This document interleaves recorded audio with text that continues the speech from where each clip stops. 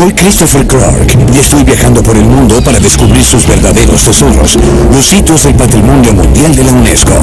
La desconcertante complejidad de la India, la profundidad de su historia y los infinitos elementos de idioma, cultura y mito siempre me han fascinado.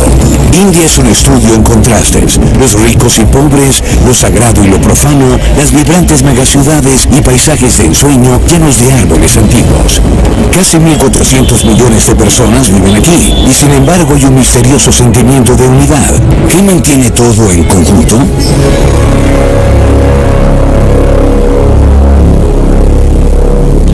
India es una voz que nos habla, y no solo en sus cientos de idiomas e innumerables dialectos. Este país le habla a nuestros sentidos con todo el poder de sus gobernantes y religiones, con los pueblos y culturas que han dejado su huella en este subcontinente a lo largo de los milenios. India es el sonido de un cosmos, mucho más que la suma de sus partes. Y eso es lo que hace que este país sea a la vez tan rico y tan desconcertante. Algunos de los rastros más importantes del pasado del país se pueden encontrar en los lugares que la UNESCO ha nombrado Patrimonio de la Humanidad. Sameki Siki Pratiksha Nahin Karata, dice el proverbio hindú, el tiempo no espera a nadie. Dicho eso, comencemos de inmediato. Mi viaje me llevará a la isla Elefanta, en el mar Arábigo, frente a la costa de Mumbai, a Rajasthan, Delhi y Agra, donde se encuentra el Taj Mahal, y luego de un desvío para visitar a los tigres del Parque Nacional de Sundarbans a los Himalayas. Pero primero vamos al Ganges, en Benares. Si queremos entender la India, Benares debería ser nuestra primera escala. Es el corazón espiritual del país a orillas del Ganges, el río regalado a la tierra por la diosa Ganga. La diosa ofrece la esperanza de la vida después de la muerte y la limpieza de los pecados. Las velas y las flores de loto que fluyen sobre sus aguas son oraciones físicas. Los peregrinos han estado viajando a esta ciudad durante más de 2.500 años.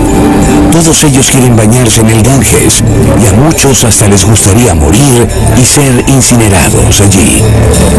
Esta espiritualidad da forma a todo el país, la cual se encuentra presente en todas partes, pero en especial a orillas de sus aguas.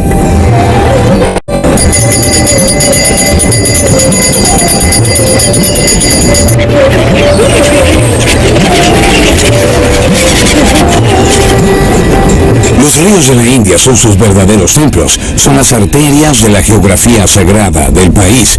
Han sido considerados sagrados durante mucho tiempo, mucho antes de que se construyera el primer templo, y para sus habitantes proporcionan un sentido de pertenencia. Eso es especialmente palpable en Benares.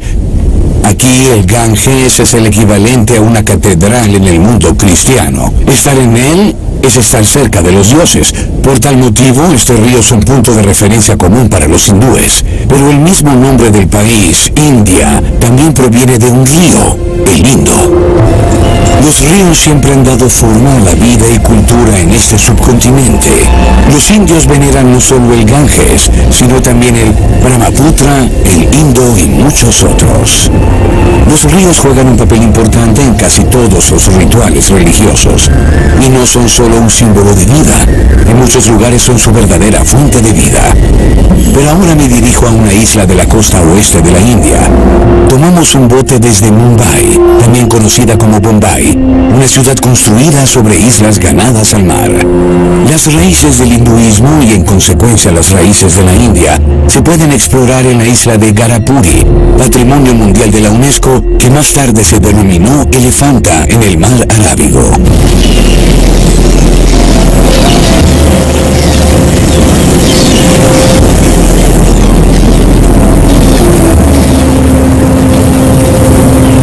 Después de haber recorrido 7 millas náuticas, la isla emerge lentamente de la niebla mañanera. Las esculturas de piedra tallada se remontan principalmente a la era de la dinastía Kalachuri, que gobernó aquí en los siglos VI y VII. Pero Elefanta siempre fue un lugar espiritual. Los pequeños montículos de estupa budista en la isla se remontan al año 200 a.C. Las procesiones religiosas y los rituales de sacrificio eran parte de la vida cotidiana, y para honrar a Shiva, 6 enormes templos de cuevas fueron tallados en las rocas de basalto. El más grande tiene tiene 40 metros de profundidad, con un techo de hasta 5 metros de altura. Me pregunto, ¿qué me espera aquí? El templo fue creado para honrar a Shiva. Su arquitectura y los símbolos que se encuentran aquí invocan la presencia divina del más grande de todos los dioses. Dos guardianes de piedra vigilan el centro del templo.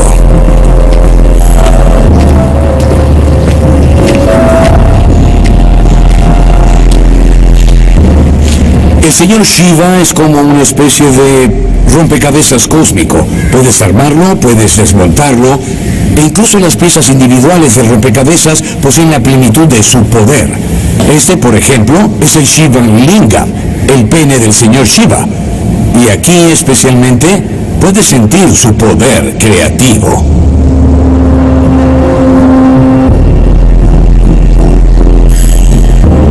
La creencia hindú y la simbología están finamente representadas en la planificación general de las cuevas. El diseño, incluidos los componentes del pilar, es un hito de la arquitectura tallada en la roca.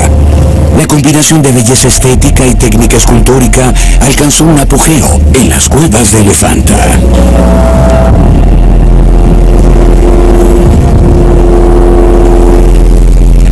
Elefanta es uno de los corazones de la vida espiritual de la India.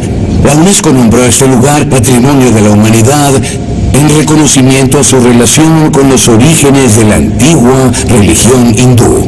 Y aquí nos encontramos con el señor Shiva, uno de los poderes divinos más importantes en el cosmos hindú. Shiva une todas las contradicciones dentro de sí mismo. Pero ¿por qué se le muestra aquí con tres caras? Porque crea, mantiene y destruye. Él encarna la armonía del mundo en contradicción. No hay nada monolítico en el hinduismo. Sus formas son infinitamente variadas, pero siempre regresan a un orden del mundo y de las personas en él que está encerrado dentro de un ciclo eterno. Shiva aparece aquí como un ser entre el hombre y la mujer, con Dandi el toro, una deidad guardiana. Los pilares simbolizan el universo que Shiva destruye en una danza cósmica, solo para reconstruirlo nuevamente.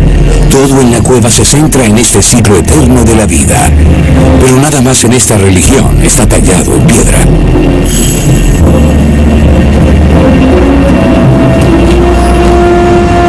El hinduismo nunca se ha centrado en un solo libro sagrado lleno de mandamientos y prohibiciones y mandatos estrictos, al igual que el cristianismo y el islam.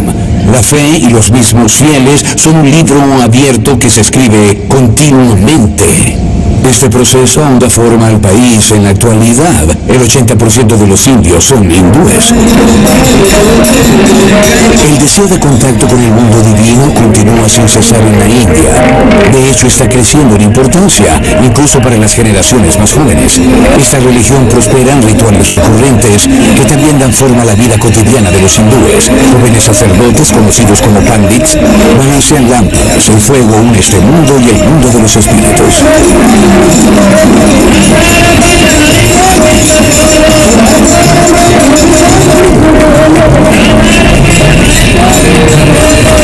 Cuando los fieles se reúnen para ceremonias como el Ganga Aarti, se siente como una feria de atracciones. Y es tan ruidoso como si los juerguistas quisieran asegurarse de que los dioses en el cielo puedan escucharlos. Cuando el escritor y viajero del mundo Mark Twain estaba en Benares, creía que podía sentir las raíces de todas las religiones aquí. La ciudad, escribió, era más antigua que la historia, más antigua que la tradición y más antigua que la leyenda misma. Mientras que la vida en las orillas del Ganges gira en torno a la piedad y la espiritualidad, el estado de Rajasthan es sinónimo del poder y la belleza.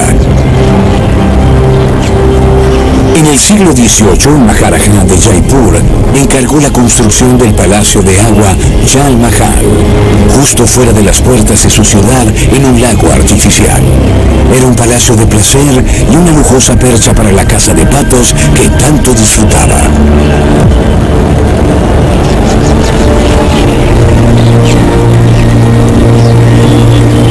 Jaipur es la capital de Rajasthan, una metrópolis colorida y algo caótica, con más de 4 millones de residentes. Este lugar reúne a todas las culturas de la India. El horizonte está lleno de templos y minaretes. Cosas modernas y antiguas se mezclan en un laberinto de caminos que parecen no tener nombres. En Jaipur puedes aprender de primera mano y de manera visceral cómo funciona la vida callejera india.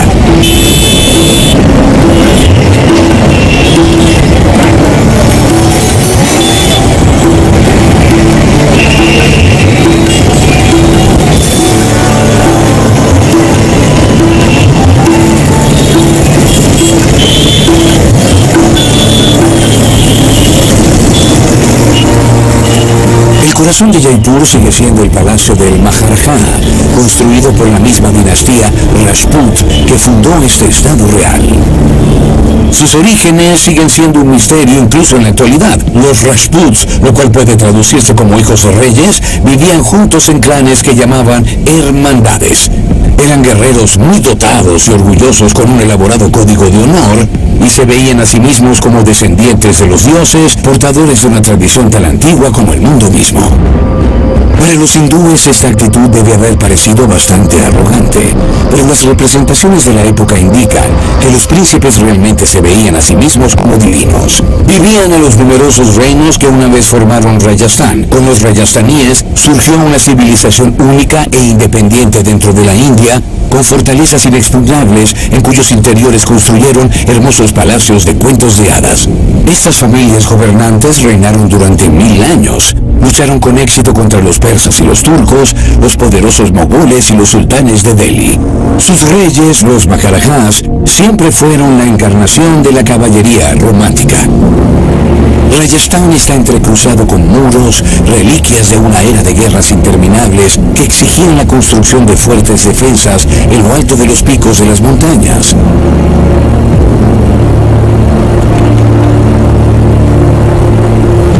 Serpentean a través de este campo escarpado. La larga muralla alrededor del fuerte Kumbhalgarh se conoce como la Gran Muralla de la India, una referencia al sistema de fortificación chino. Había 23 reinos en total, cada uno gobernado por un raja.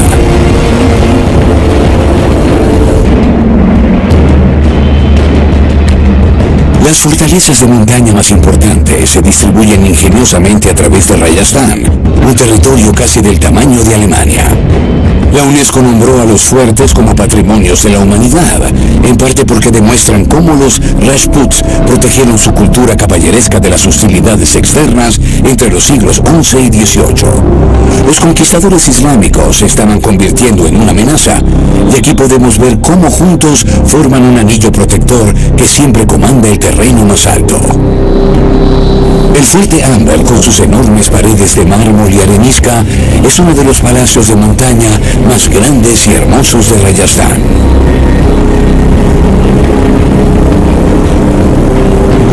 Hoy en día, Amber es uno de los lugares más visitados de la India, junto con el Taj Mahal. Estos elefantes se utilizan para llevar a los turistas hacia el fuerte Amber. India ahora ha decidido que este comercio debe cerrarse. Es ilegal capturar elefantes de la naturaleza y ponerlos al servicio de seres humanos de ese modo. Se considera cruel e inapropiado para estos animales. Así que la verdad, prefiero caminar.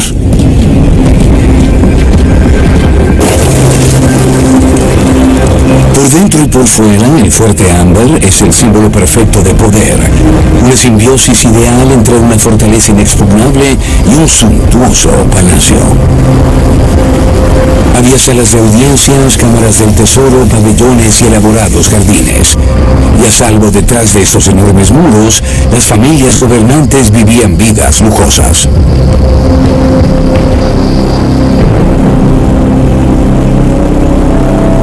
El Shish Mahal. En su elaborada sala de mosaicos, la luz natural se refleja en decenas de miles de pequeños espejos venecianos. Por la noche toda la sala podría iluminarse con una sola vela. Este es el Versalles de la India.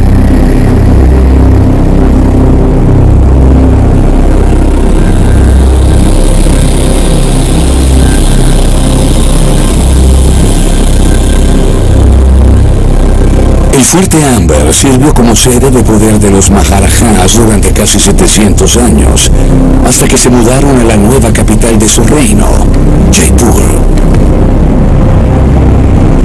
Oficialmente no ha habido ningún Maharaja en la India durante medio siglo.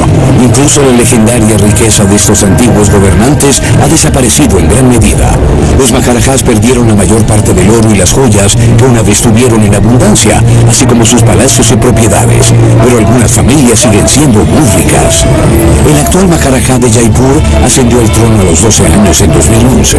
Cuando no está jugando polo alrededor del mundo, celebra festivales tradicionales con el pueblo en el patio del palacio. El fuego está destinado a ahuyentar a los espíritus malignos, y todos son bienvenidos a llevar un poco de fuego a casa con ellos en un palo de madera.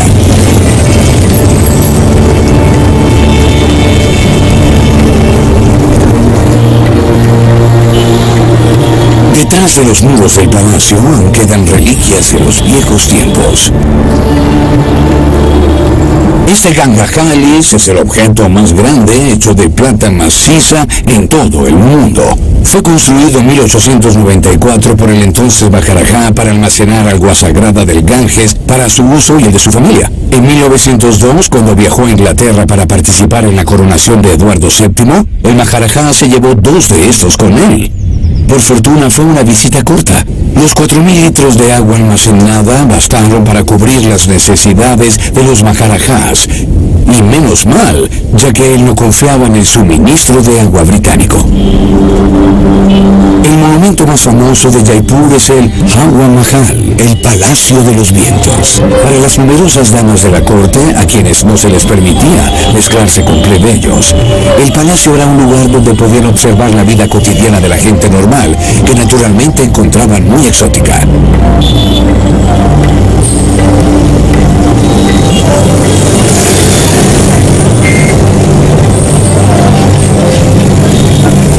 Jaipur fue fundada por el Maharaja Jai Singh II. Ascendió al trono en 1699 cuando tenía solo 11 años y pasó a reinar durante casi medio siglo. Construyó esta ciudad y la nombró en su honor Jaipur. La palabra Jaipur no era solo su nombre, también significa victoria. Y Jaipur, esta ciudad de la victoria, se convirtió en una metrópolis floreciente. Con el tiempo, los guerreros Rajput se convirtieron en los habitantes amantes de la paz de una cultura comercial y urbana. El rubor rosa que impregna este paisaje urbano data de 1876, cuando el príncipe británico Alberto Eduardo visitó Jaipur. El entonces Maharaja ordenó que cada edificio fuera pintado de rosa. Incluso hoy en día, los residentes de la antigua ciudad de Jaipur están obligados a pintar sus casas de rosa. Si no lo hacen, el gobierno de la ciudad lo hace por ellos y les envía la factura. La verdadera pasión de Jai Singh era la astronomía. Parece un parque de esculturas moderno, pero este Jantar Mantar fue construido hace poco menos de 300 años. Junto con su palacio, el Maharaja Jai Singh encargó la construcción de 19 instrumentos astronómicos, incluido el reloj de sol más grande del mundo, de 27 metros de altura. Jai Singh no solo fue un Maharaja popular, sino también un formidable pensador e inventor. A la edad de 13 años, desarrolló un sistema de riego para los jardines colgantes de su fuerte y alcanzó las estrellas. Era un astrónomo apasionado. Ese enorme observatorio fue una de sus creaciones. Él sabía que en astronomía el tamaño importa. Cuanto más grande es un instrumento, más precisas son sus mediciones. Incluso después de casi 300 años, todo aquí funciona igual que el primer día. Y de hecho, pudo demostrar que la hora local en Jaipur se desvió de la hora oficial ordenada por la ciudad capital de Delhi en exactamente 2 segundos. Estos instrumentos podrían incluso predecir la intensidad de un monzón que se avecinaba, lo que era invaluable para la agricultura.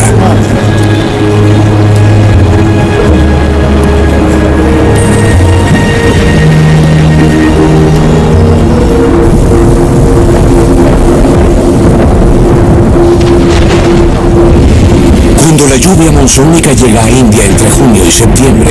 Solo el Ganges acumula más agua que todos los ríos de Europa Oriental juntos. Solo el Amazonas supera ese volumen. Los ríos han estado depositando sedimentos en sus desembocaduras durante millones de años.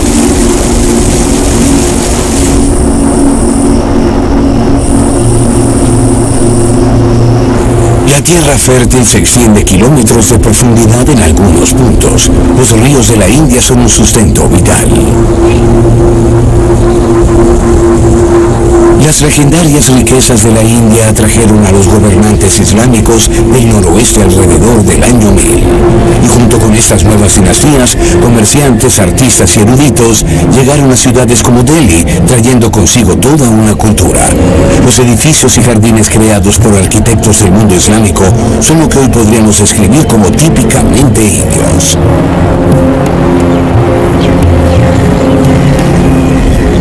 El poderoso imperio mogol, que abarcó casi todo el subcontinente indio y duró casi 300 años, tiene sus raíces aquí. Los gobernantes musulmanes eran conocidos como mogoles o emperadores. Originalmente vinieron como conquistadores de Afganistán y trajeron con ellos su religión, el Islam, aquí, la cual se convirtió en la segunda fe más frecuente en la India después del hinduismo. Los mogoles tenían una cultura cortesana muy desarrollada. Las piezas maestras de su arquitectura comunican su comprensión única de la muerte, el paraíso y el gobierno universal. Los símbolos de esa comprensión se pueden encontrar en todas partes en la India. A pocos kilómetros al sur de Delhi, el área arqueológica de Qutb contiene edificios funerarios y dos mezquitas, incluida la más antigua del norte de la India, construida con materiales reutilizados de una veintena de templos dedicados a Brahma. Construida a principios del siglo XIII, la torre de arenisca roja de Qutb Minar es uno de los minaretes más altos del mundo, 72,5 metros de altura, por lo cual la UNESCO lo convirtió en Patrimonio de la Humanidad.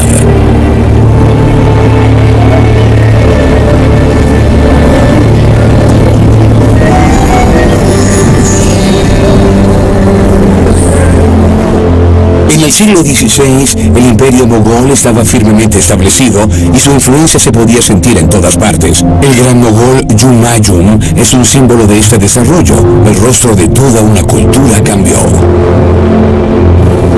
Este no era el palacio de Humayun, más bien es su modesta tumba en Delhi, el primer ejemplo de arquitectura mogol en la India.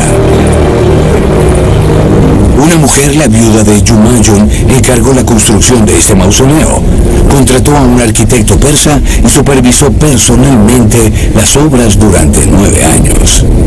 Incluso estableció un campamento en los jardines para vigilar todo. Su nombre era Hamida Banu Begum. Fue la madre del hijo de Humayun, Akbar, el mogol más legendario de todos. Cuando estaba en una conquista o viajando a través de su extenso imperio, dejó el negocio de gobernar a su madre altamente inteligente.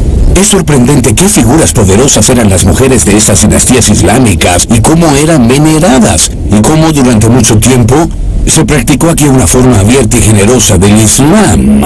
El pueblo valoraba la tolerancia religiosa, la música, la literatura y la pintura. Más adelante, esta tumba sirvió como modelo para el Taj Mahal, que fue una declaración de amor a una mujer. El Taj Mahal en el río Yamuna es considerado uno de los ejemplos más hermosos de la arquitectura musulmana en la India. El mausoleo fue encargado por el gran mogol Shah Jahan en memoria de su amada esposa, que murió en 1631 mientras daba a luz a su 14º hijo. Más de 20.000 obreros trabajaron en la construcción del Taj Mahal y unos 1.000 elefantes transportaron material a Agra desde toda Asia. Se dice que el gran mogol ordenó que le cortaran los dedos a los albañiles e incluso a los arquitectos para que nunca más pudieran crear algo tan espectacular. Hoy en día el Taj Mahal es uno de los edificios más famosos del mundo y el mayor hito de la India.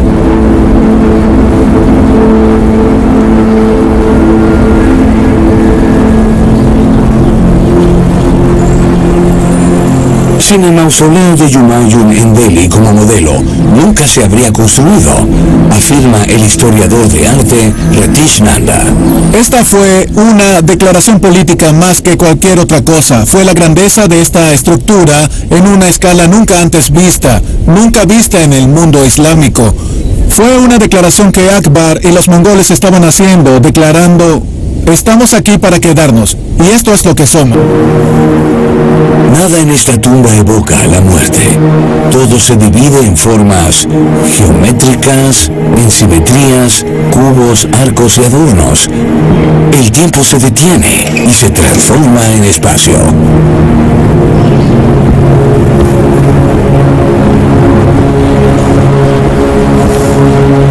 El dormitorio de los mogoles se denominaba el mausoleo de Humayun, ya que además del mismo Humayun, el edificio sirve como lugar de descanso final para 160 de los miembros de su familia. El hijo de Humayun, Akbar el Grande, se convirtió en el gobernante más importante en la historia del país. Para los indios debe haber sido lo que Carlomagno era para los europeos. Akbar realmente empleó la geometría islámica como definición del Sagrado Corán en la construcción de este mausoleo y los jardines que los unen.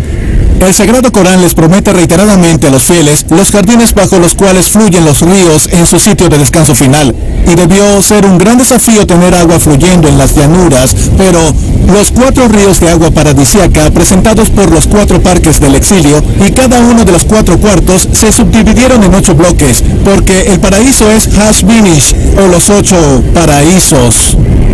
Y aún más interesante, el plan de construcción también sigue la misma geometría coránica, y el plan es la introducción del plan Hashbinish con 8 cámaras alrededor de la cámara central construida aquí. Entonces, lo que me resulta interesante es que no hay precedencia alguna en ninguna parte de la India o del mundo islámico.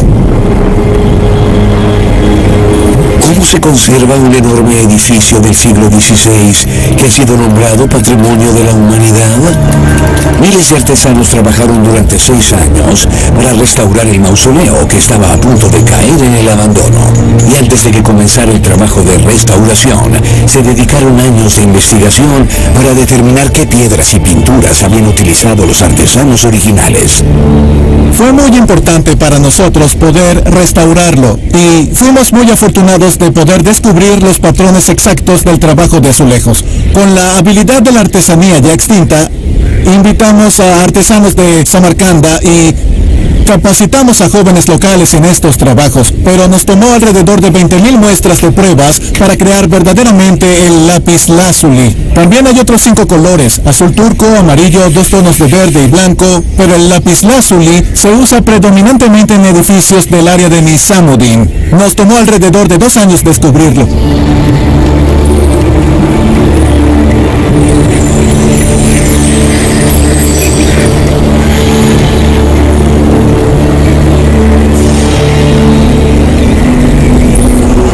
En algún momento, Akbar el Grande reubicó su capital. Había estado buscando un lugar silencioso, un paisaje casi sagrado, y finalmente decidió construir Fatehpur Sikri, cerca de Agra.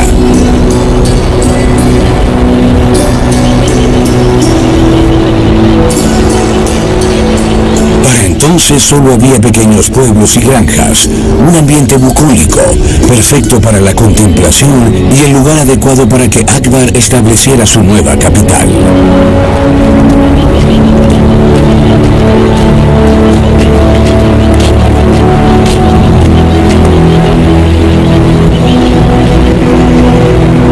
De camino al palacio hay pequeños indicios de su legado. El Hiram Minar está cubierto con proyecciones de piedra en formas de colmillos de elefante. Durante mucho tiempo se pensó que se había erigido como monumento al elefante favorito del emperador Akbar, pero tal vez se usó como señalamiento.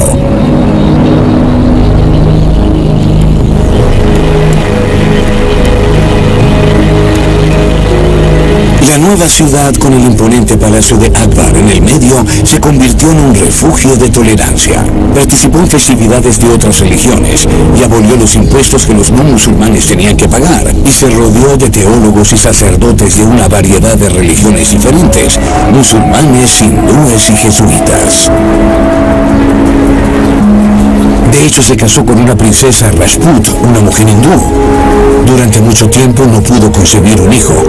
Luego el santo sufí Salim Christi predijo que llevaría al rey su tan deseado heredero al trono ese mismo año, y tuvo 13 hijos más después de eso. El santo todavía es adorado en un templo en los terrenos del palacio de Fatehpur Sikri, principalmente por mujeres que esperan tener hijos.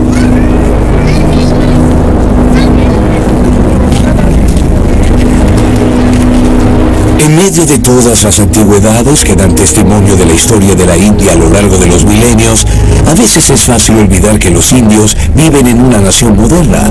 Desde 1947, India ha sido la democracia más grande del mundo, con una población de 1.400 millones.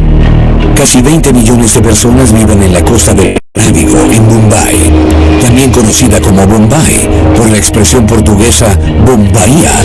Los portugueses también fueron gobernantes coloniales aquí por un tiempo. Pero antes de que llegaran los portugueses, la ciudad era una dispersa combinación de 7 islas. Los nativos de la zona vivían aquí como pescadores. Ellos formaron su propia casta con el nombre de Coli. Ayudaron a desarrollar los puertos y las costas alrededor de Mumbai. El nombre Mumbai proviene del templo de Mumba Devi en Dongri, donde los Colis adoran a sus dioses.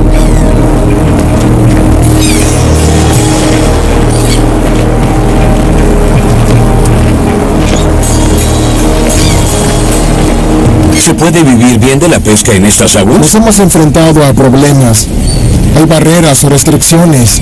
Ya no hay peces. La pesca ya no ha sido tan gratificante. No son solo los pescadores los que sufren la contaminación. En la actualidad la ciudad está en continuo crecimiento. Todos quieren ir a Mumbai, la ciudad dorada, en busca de una vida mejor. La influencia de la era colonial británica también sigue siendo muy visible en Mumbai.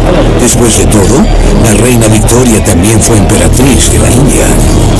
En 1888, la estación Victoria fue inaugurada para conmemorar el jubileo de oro de la reina.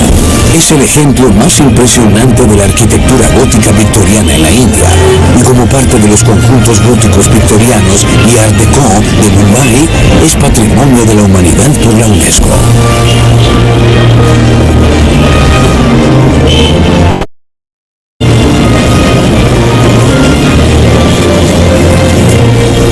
La mitad del subcontinente era parte de la India británica para entonces, y la estación de tren fue considerada su edificio más grande e importante. Con sus hermosos vitrales, la enorme cúpula en la parte superior y las extravagantes bóvedas de piedra, esto parece un lugar de culto. Esta es la estación de tren como catedral. Así es como la India británica se celebró a sí misma en el siglo XIX. Pero esos días quedaron en el pasado y ya no se denomina Estación Victoria. Hoy en día lleva el nombre del héroe nacional indio.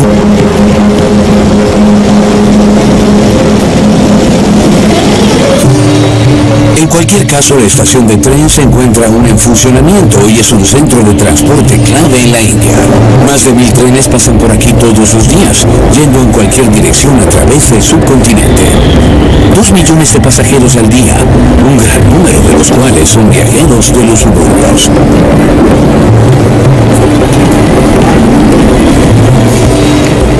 Estoy tomando el tren a Calcuta y desde allí exploraré el Parque Nacional de Sundarbans, declarado Patrimonio Natural de la Humanidad por la UNESCO.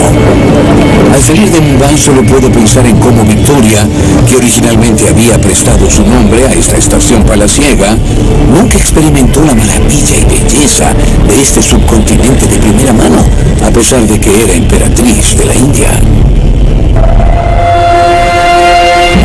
En el noroeste de la India, 7 ríos y cientos de arroyos más pequeños forman una extensa red de canales. Este lugar, el delta del Ganges, en el noreste de la India, es el hogar de bosques de manglares que son por lejos los más grandes del mundo.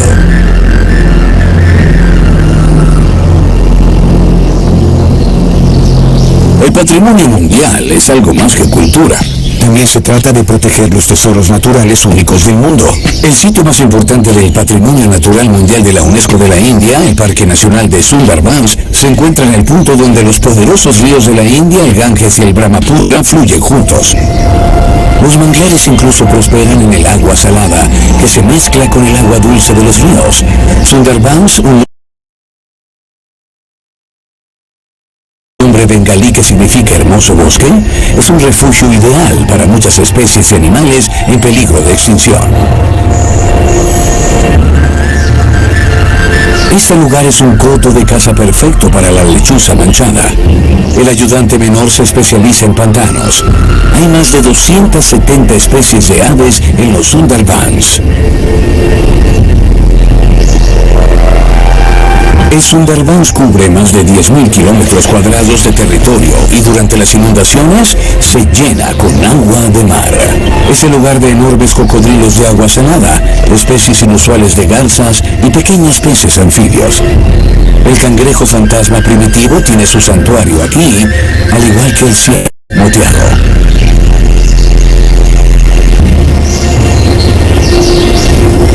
Aquí se encuentran los bosques de manglares más grandes del mundo y también es el lugar del animal nacional de la India, el tigre de Bengala, una especie en peligro de extinción. Por desgracia, esta majestuosa criatura aún es cazada sin piedad por cazadores furtivos, a pesar de que matar a estos magníficos animales se considera una blasfemia en la India. El tigre es la montura de la diosa Durga, que usa sus armas para defender la divinidad de la humanidad y para luchar contra los demonios, aunque parece que los demonios que impulsan a la humanidad a devastar su entorno natural son muy difíciles de derrotar. Nadie sabe exactamente cuántos tigres de Bengala aún sobreviven actualmente. Las estimaciones sugieren que puede haber menos de 200 en los Sundarbans. Los tigres beben el agua salobre que tiene un contenido de sal muy alto, y eso reduce su esperanza de vida. Por lo tanto, se enfrentan a una doble amenaza de los humanos y de la naturaleza. La región de Sundarbans ha estado bajo una creciente amenaza por el cambio climático. Si el nivel del mar continúa aumentando a un ritmo tan veloz, se alterará el delicado equilibrio de este biosistema único. El Ganges, que desemboca en el Sundarbans, es uno de los ríos más largos del mundo, con 2.600 kilómetros. Tiene su origen en un glaciar occidental del Himalaya, cristalino y en lo alto de las montañas. Y ahí es exactamente hacia donde nos dirigimos ahora, río arriba hasta Shimla, la capital del estado de Himachal Pradesh. En el horizonte se encuentra la cordillera del Himalaya, con sus montañas de 8.000 metros. El área alrededor de Shimla solía tener nada más que cabañas de montaña y tiendas de campaña nómadas. En la actualidad, la reina de las colinas, como se conoce localmente a Shimla, está habitada por casi 200.000 personas.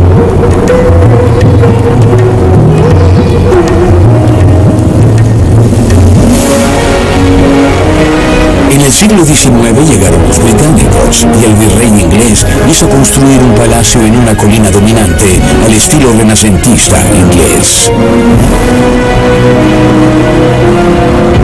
De pronto hubo ajetreo y bullicio. Casas de entramado de madera y una iglesia anglicana tradicional se erigieron en el Himalaya. Shimla se convirtió en un mini imperio exclusivo para los británicos, con tés de la tarde, fiestas en el jardín y partidos de croquet, con arquitectura inglesa y jardines a juego. Y debido a que las esposas de los funcionarios y oficiales a menudo quedaban a su suerte durante largos periodos de tiempo, Shimla pronto se hizo conocida como la capital del adulterio.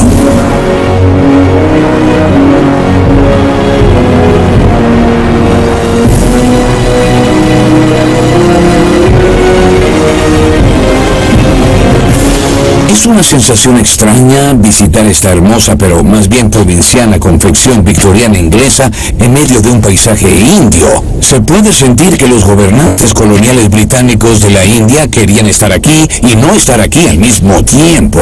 El líder nacional indio, Nehru, encontró una manera interesante de decirlo. Los británicos fracasaron como gobernantes coloniales porque no pudieron convertirse en niños.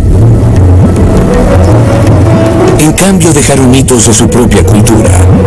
Hay, por ejemplo, la segunda iglesia anglicana más antigua del norte de la India, la iglesia de Cristo de Shimla, con vistas a la plaza central, donde para entonces los agricultores y artesanos locales ofrecían sus productos a la venta.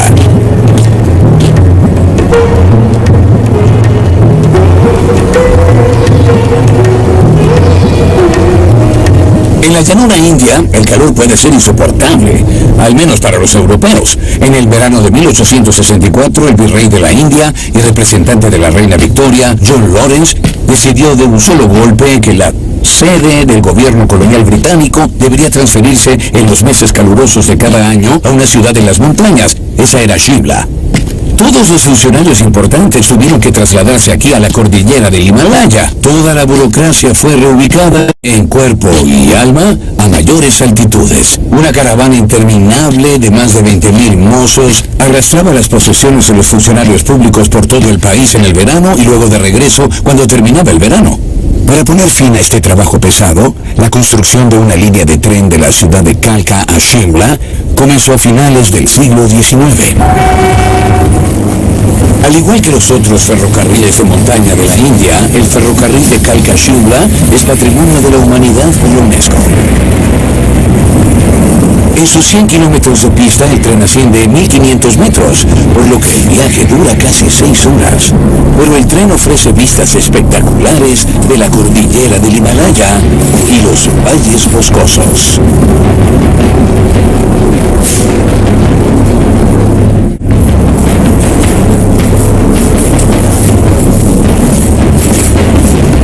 Este tramo del ferrocarril solo tiene una vía, por lo cual el viaje no puede continuar hasta que el tren que se aproxima haya llegado a la estación. El ancho de la vía es de solo 762 milímetros, por lo que también se le conoce como tren de juguete. Los ferrocarriles son tan parte de la India como el Taj Mahal o el Ganges, y al igual que los ríos, son el sustento para este país, un trozo de historia viva para ser experimentado de primera mano.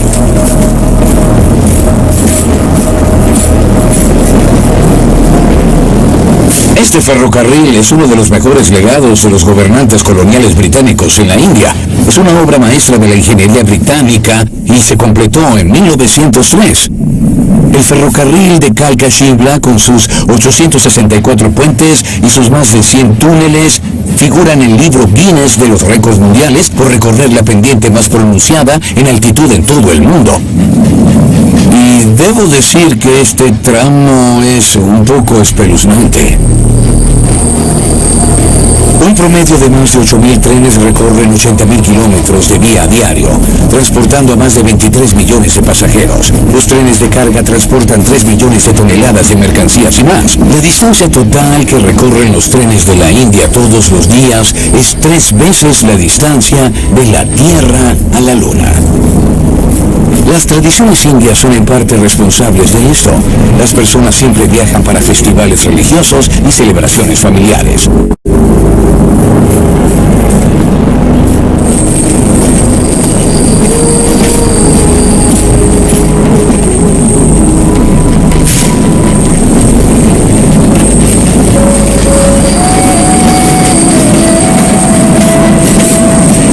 Después del viaje en el ferrocarril de Kalka-Shimla llega la hora de relajarse. Y un antiguo invento indio es lo ideal: el yoga. El objetivo del yoga es ejercer control sobre tu cuerpo y mente. Tal vez el yoga realmente te permite superar las limitaciones físicas, pensar sin pensamientos.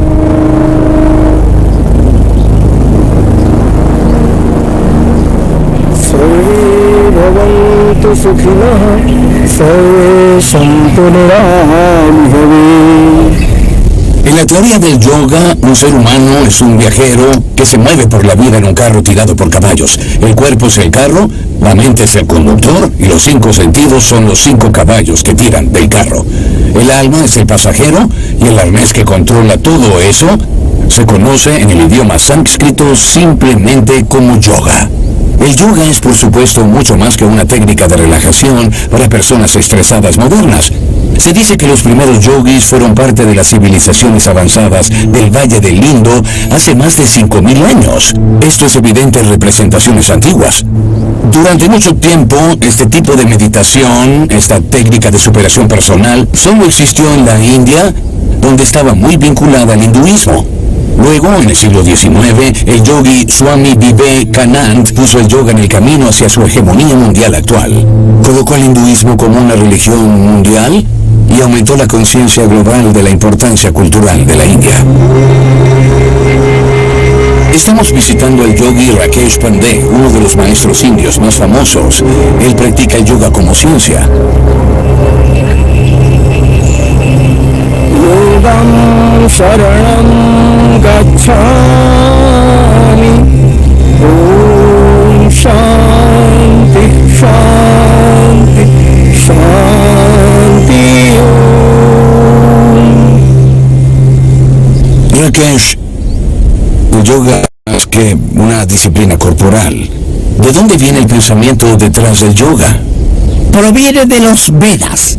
En los Vedas indios, estos se han dividido en 4 partes: Rig Veda, Sam Veda y Yajur Veda. En el Rig Veda, todos los yogis, todos los santos, los rishis, los musis dicen: practica el yoga. Siempre, en todo momento, el yoga no es un ejercicio.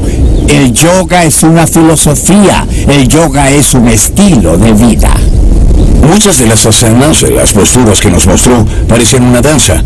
Y cantó antes y después. Usted corrió antes y después de las posturas. ¿Existe una conexión entre el yoga y la música? El yoga es como la música, el ritmo del cuerpo, la melodía de la mente, la armonía del alma, que crean una sinfonía de vida. Eso es el yoga.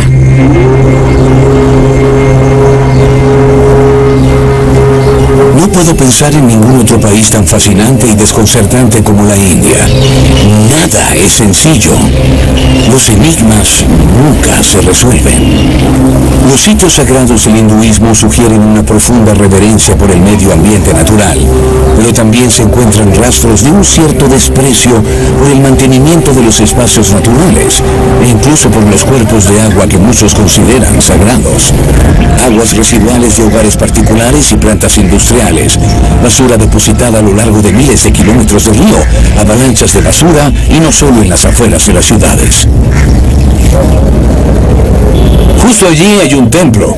Aquí en la calle las vacas están haciendo lo suyo. Hay basura por todas partes. En la India, la santidad y la suciedad a menudo se encuentran muy juntas. Y creo que la razón radica en parte en el concepto hindú del Maya, que significa literalmente velo, pero significa la idea de que el mundo que podemos ver y tocar no es lo que más importa. Que las cosas verdaderamente esenciales se encuentran en el dominio de lo invisible.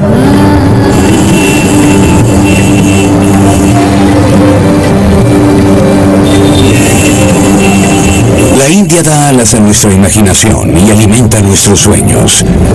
Pero cosas más importantes están aún ocultas.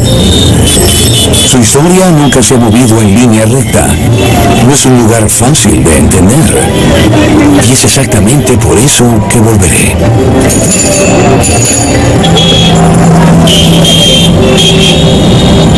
Nadie que venga a la India podría dejar de asombrarse por la diversidad y el número de sus culturas representadas adecuadamente por sus sitios de patrimonio cultural de la UNESCO. India no es un país, es un país de países, una civilización. El budismo, una religión mundial, se originó aquí, y el hinduismo está presente en casi todas partes ahora gracias al alcance global de la diáspora india. Pero a diferencia de Europa, la India nunca ha tratado de remodelar el mundo a su propia imagen. orden. En cambio, el mundo llegó a la India y todo lo que los inmigrantes y conquistadores trajeron a este subcontinente fue absorbido y transformado por una sociedad abierta, pero nunca servil. El hilo de la continuidad con un profundo pasado nunca se rompió del todo, y el resultado es una nación única en la riqueza de su contraste en capas y colores.